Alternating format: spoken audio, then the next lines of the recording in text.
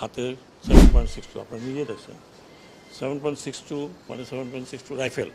আসসালামু আলাইকুম ভিউয়ার্স, আপনারা সবাই কেমন আছেন? আশা করি সবাই সুস্থ আছেন।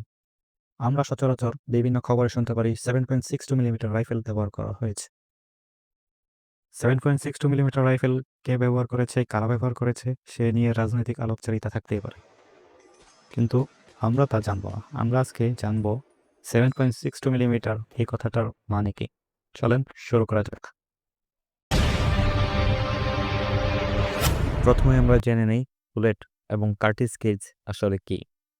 এটা হচ্ছে বুলেট। বুলেট যে কেজ দ্বারা আটকানো থাকে তাকে বলা হয় কার্টিজ কেজ। সুতরাং বুলেট এবং কার্টিজ কেজ মিলিয়ে আমরা বলবো অ্যামুনেশন, কিন্তু আমরা সচরাচর বলি বুলেট এবং কার্টিজ কেজকেই বুলেট, কিন্তু এটা আসলে ভুল। সঠিক হচ্ছে বুলেট আলাদা, কার্টিজ কেজ আলাদা, এবং দুটো মিলিয়ে হয় অ্যামুনেশন।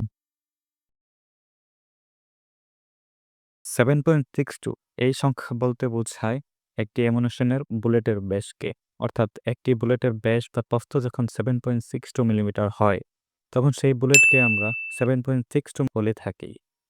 বুলেটের প্রস্থকেই আমরা বলি ক্যালিবার। আর এই প্রস্থ 7.62 মিলিমিটার হতে পারে, 9 মিলিমিটার হতে পারে, 5.56 মিলিমিটারও হতে পারে।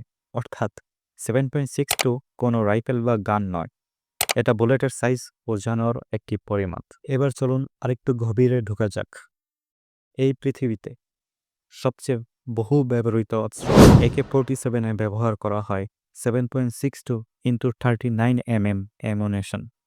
7.62 কি তা তো আমরা জানতে পেরেছি, কিন্তু এখানে ইন্টুর পরে যে সংখ্যা থাকে তা দ্বারা কি বোঝানো হয়? এই ইন্টুর পরে যে সংখ্যা থাকে তা দ্বারা বোঝানো হয় কার্টিজ কেজের দৈর্ঘ্যকে। সুতরাং 7.62 হচ্ছে বুলেট প্রস্থ, আর ইন্টুর পরে 39 হচ্ছে কার্টিজ কেজের দৈর্ঘ্য। উদাহরণস্বরূপ, আমরা যদি একটি কলমের ক্যাপকে বুলেট ধরি আর কলমকে কার্টিজ কেজ ধরি, তাহলে কলমের ক্যাপ হবে 7.62 মিলিমিটার, আর কলমকে যদি কাল্পনিকভাবে 39 mm ধরি তাহলে পুরো কলমকে বলবো 7.62 ইন্টু 39 mm কলম। আর যদি ক্যাপকে 5.56 মিলিমিটার করি তাহলে এই কলমের নাম হবে 5.56 ইন্টু 39 mm।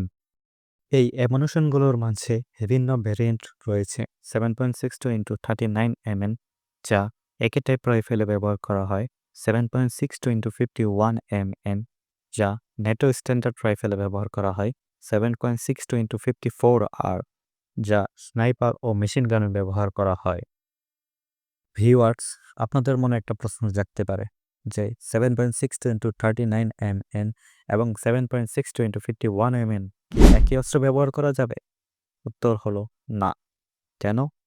উদাহরণস্বরূপ, আমরা যদি একটি তালার চাবি কল্পনা করি তাহলে একই তালার দুইটি চাবি নিয়ে একটি চাবির দৈর্ঘ্য কেটে একটু ছোট করি, আরেকটা চাবি সমান সমান রাখি, তাহলে কি এই দুইটা চাবি দিয়েই কি তালা খোলা যাবে? উত্তর হলো না। সুতরাং বুলেটের সাইজ এক হলেও কার্টিজের দৈর্ঘ্য কম বেশি হওয়ার কারণে এই দুই বুলেট একই অস্ত্রে ফায়ার করা যাবে না।